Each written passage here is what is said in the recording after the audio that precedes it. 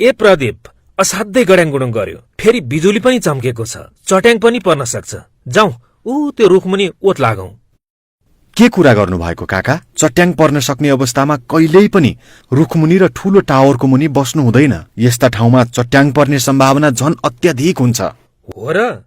हो नि काका, चट्याङबाट बस्नको लागि घर बाहिर भएको अवस्थामा खुल्ला ठाउँमा टुक्रुक्क बसी टाउकोलाई 2 घुँडाको बीचमा राखेर कान थुन्ने गर्नुपर्छ। यदि सम्भव भयो भने ढलान गरिएको पक्की घर वा गाडीभित्र बस्न सकिन्छ। धातुका ह्यान्डल, चेन भएका ब्याग वा अन्य सामान नबोक्ने वा नछुने गर्नुपर्छ। स्विमिङ पुल वा पोखरी आसपास पनि बस्नु हुँदैन।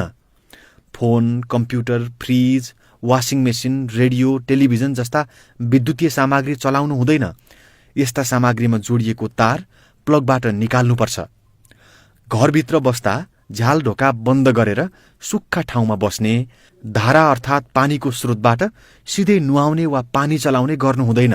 घरमा अर्थिङ अर्थात् लाइटनिङ रड राखेर घरलाई चट्याङबाट सुरक्षित बनाउन सकिन्छ।